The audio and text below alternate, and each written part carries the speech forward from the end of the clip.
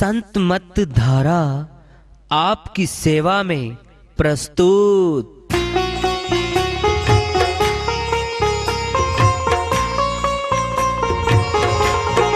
जो चाहता है प्रभु प्यारा वो आओ संत मत धारा, भक्ति भेद बता कर सारा वो कर दे भव के पारा। जो चाहता है प्रभु प्यारा वो आओ संत मत धारा, भक्ति भेद बता कर सारा वो कर दे भव के पारा। जो चाहता है प्रभु प्यारा।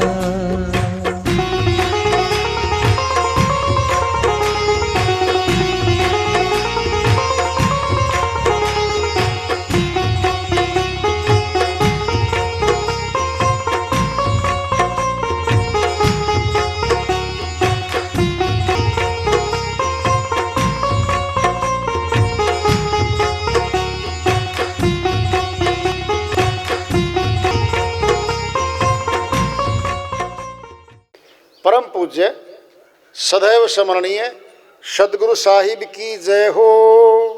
सतनाम साहेब आदरणीय सर्व संतों की जय हो। उपस्थित आदर के योग प्रभु प्रेमी एवं जिज्ञासु आत्माओं, हम सभी पूर्ण पिता परमात्मा सभी सृष्टियों के रचनहार कुल मालिक हम सब के जीवन का आधार उनकी महिमा को सुनने के लिए एकत्रित हैं। मेरी सभी से अर्ज है कि मैं कोई जगत गुरु नहीं, कोई महाराज नहीं, कोई महामंडलेश्वर नहीं, मैं केवल सभी संतों की चरणों की धूल हूँ और आपका भक्ति मार्ग में सहायक हूँ। मैं अपनी सीधी साधी टूटी फूटी भाषा में, संदूकड़ी भाषा में भक्ति भेद के गुड़ रहस्यों को उजागर करने वाले विचार आपके समक्ष रख रहा हूँ। यदि अच्छे लगे अपनाएं, नहीं तो गैर जरूरी समझकर विसार दें। सत्संग की महिमा बहुत गाई है संतों ने। सत्संग बिन विवेक न होई, राम कृपा बिना सुलभ न सोई। सत्संग के बिना विवेक जागृत नहीं होता। विवेक आत्मा का साथी है। विवेक आंख है तीसरी जो आत्मा की खुलती है। फिर ये इस गहरे घने गड्ढे में पड़ी हुई संसार में फिर वापिस नहीं आती है, निकल जाती है। अंधे को सामने गड्ढा था, कुआं था, गिरना था, कोई आंख दे दे, देखने लग गया। अब क्यों गिरेगा? इस आत्मा की आंख है विवेक। गुरु वो देगा, अपना भला अपना बुरा समझने लगेगी, फिर ये प्रभु भक्ति में आएगी। और प्रभु भक्ति में करना क्या है उस पर विचार कर लेते हैं थोड़ा सा। परमात्मा किसी एक धर्म के अधीन नहीं है, किसी जाति के अधीन नहीं है, किसी भाषा के अधीन नहीं है। वह तो आजाद है। किसी भी शिक्षा के, पोथी के, ग्रंथ के अधीन नहीं है वो। अनपढ़ तो फिर कभी नहीं बोल सकता। फिर चाहे मंत्र नहीं बोल सकता, फिर वह तो वंचित हो गया। प्रभु भक्ति से वंचित नहीं हो सकता वो। क्यों? जैसे भोजन करने की प्रक्रिया, श्वास लेने की, पानी पीने की, अनपढ़ की और पढ़े लिखे की समान है, ऐसे भक्ति की प्रक्रिया अनपढ़ की और शिक्षित की बराबर है। कोई अंतर नहीं है। परमात्मा भाषातीत है, किसी भाषा के अधीन नहीं बनता वो। क्या करना पड़ेगा? आत्मा का सेंटर हमारे आज्ञा चक्र में है, त्रिकुटी में है। जब ब्राह्मण लोग टीका लगाते हैं, माता बहनें बिंदी लगाती हैं, ईड़ा, पिंगला, सुषमना, नाड़ी तीनों मिलती हैं यहाँ पे। त्रिकुटी है, यहाँ शक्तियां केंद्र है। तो अनपढ़ के भी है, पढ़े लिखे के भी है। शुरुआत तो यहां से होनी है। भाषा के नाम अलग अलग हैं, फिर परमात्मा अलग अलग थोड़ी होंगे। इको सिमरो नानका जल थल रहो समाए, दूजा काहे सिमरिय जन्मे ते मर जाए। गुरु नानक जी महाराज अमरलोक के संत हुए हैं, फैसला ही दे दिया है। इको सिमरो नानका, एक खुदा का, रब का, अल्लाह का, गॉड का, परमात्मा का सिमरण कर लो। जल में थल में नभ में शक्ति समाई हुई है। दूजा काहे सिमरिए जन्मेते मर जाए। जिसका जन्म मरण हो रहा है, जबान के नाम का शुरुआत, होंठ बंद, मरण। जो खुद जन्म मरण में बैठा है, नाम हमें मुक्ति दिलवा देगा वो कभी कभी नहीं दिलवा सकता वो। ये दाखिला है पहली क्लास का, बहुत गुरु लोग देते हैं इसको। कै कबूतर, कबूतर चित्र दिखता है और कै साथ में लिखा हुआ है। अध्यापक नर्सरी वाला पढ़ाएगा, बच्चे विद्यार्थी चल कै लिख, खटखट देता है। पहले स्लेट होती थी हमारे समय में, तो आजकल तो कॉपी है, कॉपी में लिखवाते हैं। कबूतर देखता है, कै लिखता है। अब सोचो तुम, अगर 10 वर्ष 20 वर्ष कोई बच्चा ये कहे कि मास्टर जी कबूतर दिखाओ, तो कै लिखूं, नहीं तो नहीं लिखूं, उसकी प्रमोशन कर दिया कभी।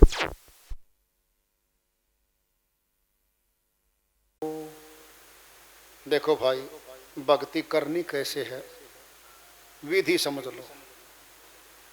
जबान का नाम हर गुरु देता है दाखिले के लिए। नर्सरी में राजा का पुत्र हो चाहे उसी अध्यापक का पुत्र हो, नर्सरी में दाखिला होगा, क्योंकि प्रथम कक्षा है, उससे आगे कक्षाएं बढ़ती जाएंगी।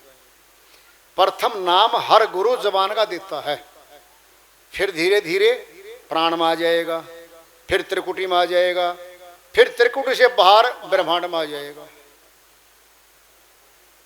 आत्मा भक्ति करेगी परमात्मा की। ये जबान, ये गला मौत के बाद भी लगा पड़ा रहेगा। न जबान की मुक्ति होनी, न गले की, न शरीर की मुक्ति होनी, आत्मा की है। जो अपराधी है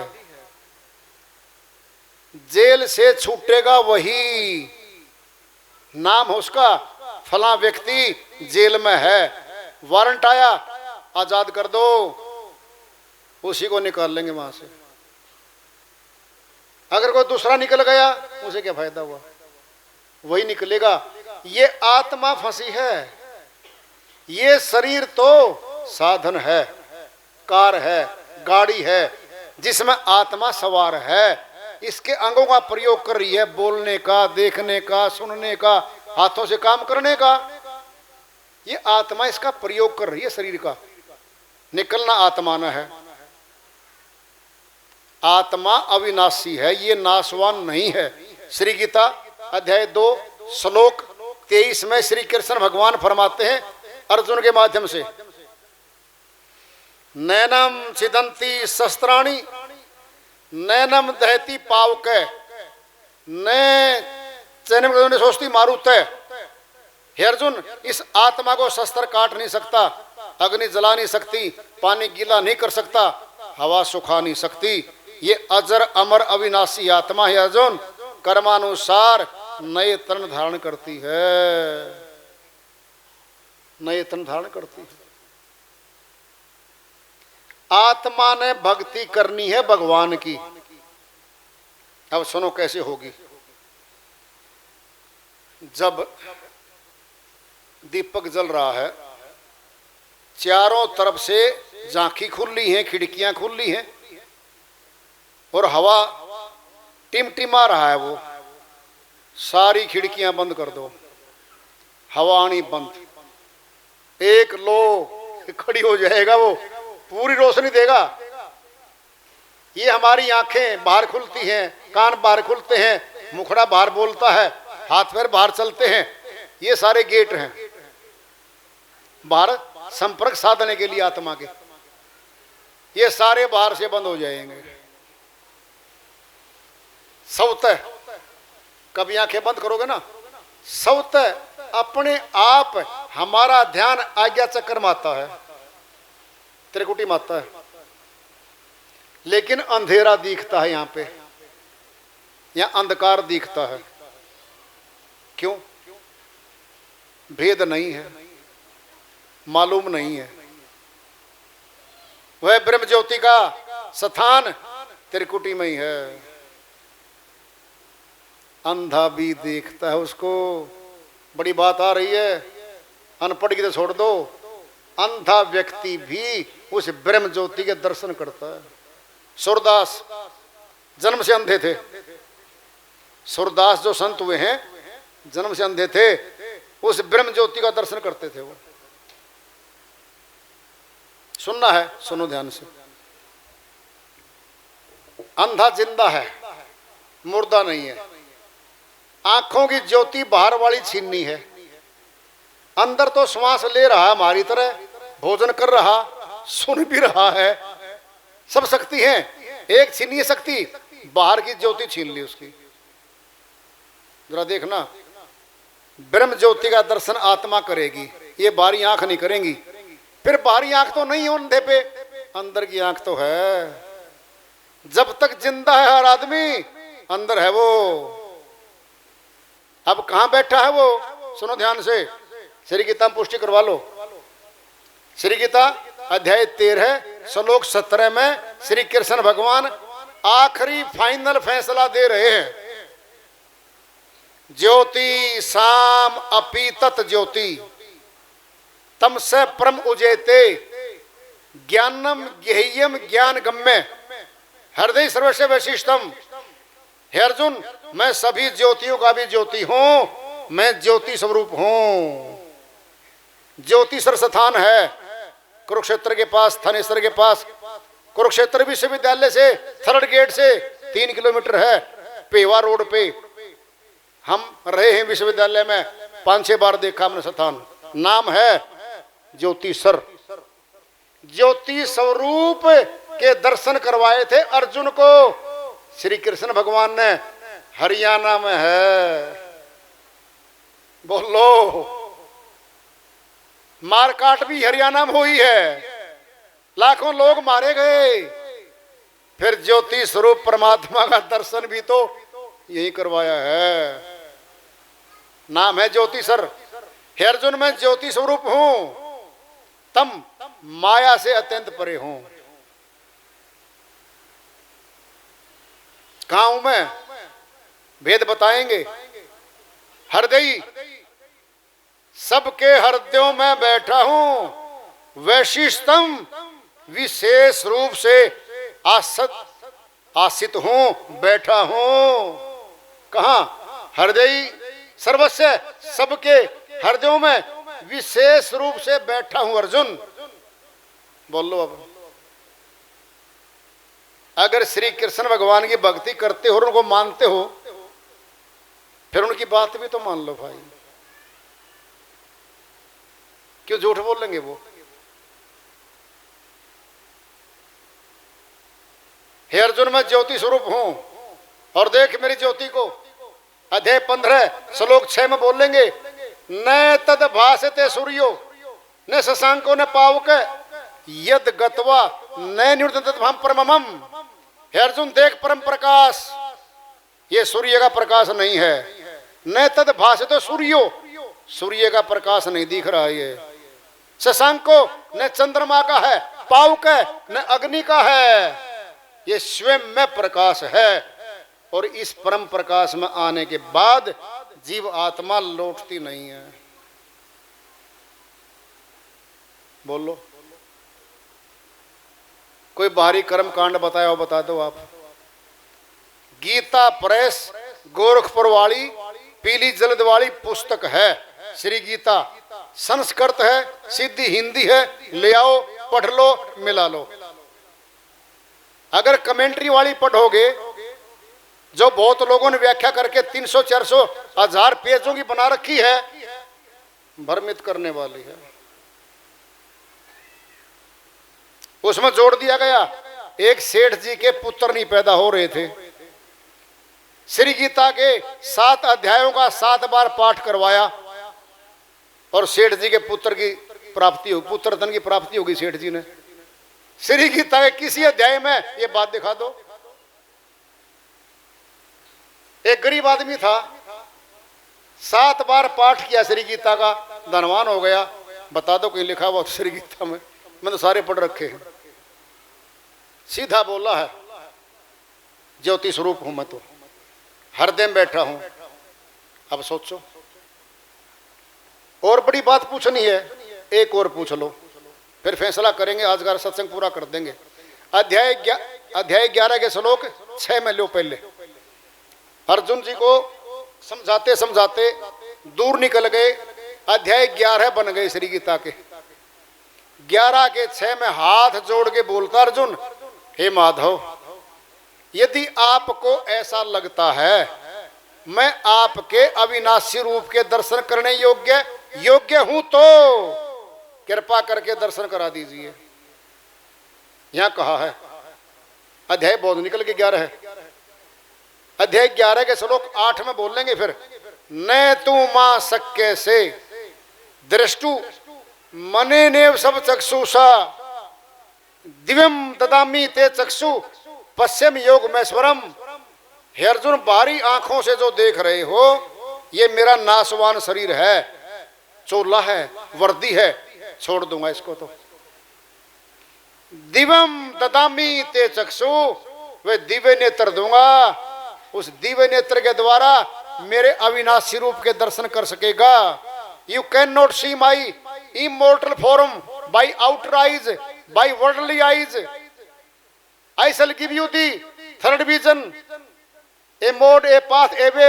By that vision, you can see my clearly my immortal form. अब सुनो, जिंदा शरीर में थे श्री कृष्ण भगवान, जिंदा शरीर में थे अर्जुन। जब श्री कृष्ण भगवान खुद कह रहे हैं, जो शरीर देख रहा है ये तो नाशवान है, फिर आज कौन सा शरीर देखे हम बताओ? श्री गीता में अध्यात्म ज्ञान सारा सार छुपा हुआ है। हे अर्जुन, बाहरी आंखों से देख रहा है, ये मैं नहीं हूं। फिर बताओ, श्री अर्जुन को दिव्य नेत्र दिया था, तीसरी आंख दी थी, ज्योति स्वरूप दिखाया था, ज्योतिषर स्थान है, लिखा मिलेगा। मैं तो बहुत बार जाके आया हूं, तुम जाके देखना कभी। ये लिखा है, ये वो स्थान है जहां श्री कृष्ण भगवान ने अर्जुन को अपना विराट रूप दिखाया था। ये स्थान है, लिखा हुआ स्टेच्यू है। 7 घोड़ों पे सवार, रथ पे सवार, नीचे ऐसे हाथ जोड़ के बैठा है अर्जुन, और वो सामने खड़े हैं। लिखा हुआ है, बात जाके देख लो तुम कभी। अब सुन लो, जब ज्योति रूपी आत्मा निकल जाएगी हमारे तन में से, हमारा शरीर ठंडा हो जाएगा। बात आते हैं प्रैक्टिकल पे। जब आत्मा शरीर को छोड़ देती है, यह तन ठंडा हो जाता है। इसका अर्थ क्या है? ज्योति में गर्मी होती है, आत्मा में गर्मी थी, आत्मा ने शरीर छोड़ दिया, अब ठंडा हो गया, ठंडा हो गया। उस ब्रह्म ज्योति को अपने घट में देखना है। अनपढ़ हो, पढ़े लिखे हो, शिक्षित हो, ऑफिसर हो, चाहे आम जन हो, सब देख सकते हैं, सब उसकी साधना कर सकते हैं। कोई पैसा, कोई पाई, कुछ नहीं खर्चना। और सुनना, फिर घर में रहो, कहाँ? एकांत में बैठो, नीचे कमरे 3 हैं, बच्चे भरे हैं, छत पे जाओ, आराम से बैठो, और वहां भक्ति करके जितना समय हो करके नीचे आ जाओ।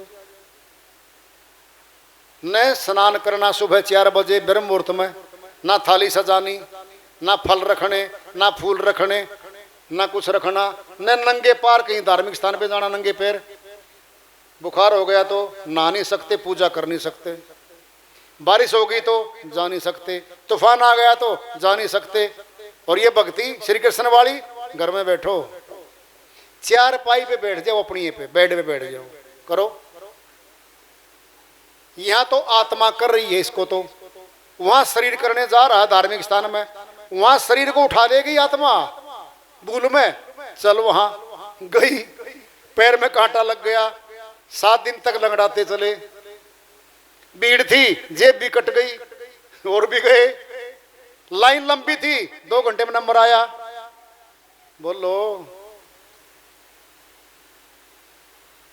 क्या इतनी समझ नहीं ले सकते हम अपने तौर पर? एक बात बताओ, अब प्रश्न पैदा कर लो, हमारी बिटिया गुड़ियों से खेलती है, 10 साल की है, खेलती रहो, कोई दिक्कत नहीं माता पिता को। 16 वर्ष की हो गई, 18 वर्ष की हो गई और 22 वर्ष की हो गई, गुड़ियों से खेल रही है, और शादी कर दी माँ बाप ने, अटैची में सारे गुड्डा गुड़िया भर के ससुराल में ले गई। अब सारे खोल लिए, सासू माता ने कहा बेटा इसमें क्या है? सासू माता हाथ मत लगाना, बेटी क्या हाथ मत लगाना, यही तो है मेरी असली चीज। बेटा खोल दे, एक बार खोला, खिलौने, गुड़िया, गुड्डा, सामने बेटा खड़ा है, उसका घरवाला इशारा करती है सासू माता बिन बेटे को, मेंटल है ये तो मानसिक रोगी भाई, तेरा घर कैसे बसाएगी पुत्र? ये गुड्डा गुड़ियों से खेल रही है, ये आत्मा जवान होने के बाद इन गुड्डा गुड़ियों से खेल लेगी क्या? बाहर के गुड्डा गुड़ियों से खेल लेगी क्या? बता दो। सासू माता सयानी है, मेंटल घोषित कर दी, मानसिक बीमार है ये, अपना घर नहीं बसाएगी पुत्र, तोड़ कर लो, हाथ जोड़ लो, वापिस कर दो, ले जाओ जी। बोलो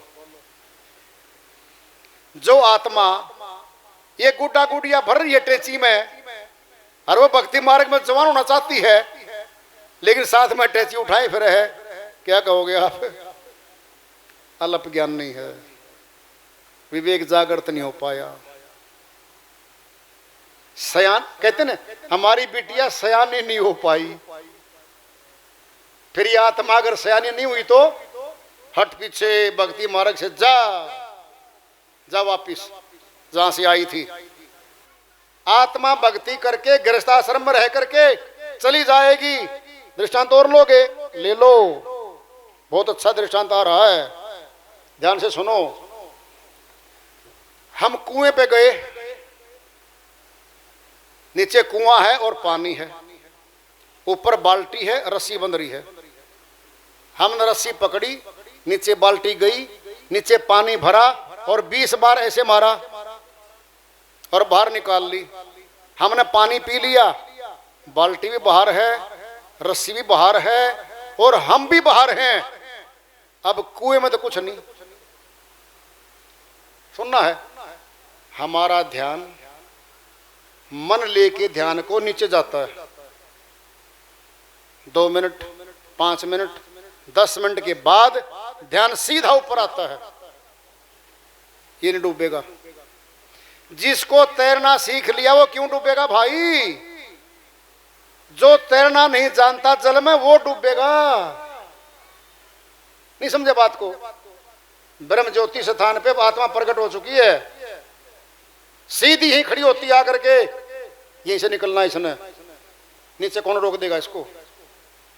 भाई जिसने तैरना सीख लिया, फेंक दो जल में, उठा के उसको,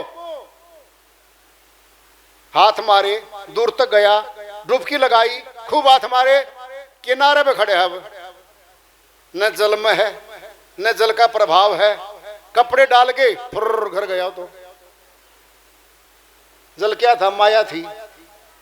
हाथ मार के गया, नहा के गया, जल नहीं पकड़ पाया, न डुबो पाया, वो तैरना जानता था। ये आत्मा तैरना जान जाएगी ना जब 9 द्वारों में नीचे आएगी, ऊपर जाएगी सीधा 10वें द्वार पे। कोई भोग नहीं छू सकता इसको वहां पे। इसीलिए गृहस्थ आश्रम को स्वीकार किया संतों ने। हरि का भजन पेट का धंधा, जो नहीं करे सो मूर्ख अंधा। कबीर साहिब कहते हैं परमात्मा का भजन भी कर ले, पेट का धंधा भी कर ले, भक्ति करके पार हो जाए। और सुनना है, ध्यान से सुन लो। गरीबदास जी महाराज जाट कुल में आए थे, हरियाणा प्रदेश रहा, छुडानी धाम है, झज्जर जिला आजकल, वहां पे आए थे वो।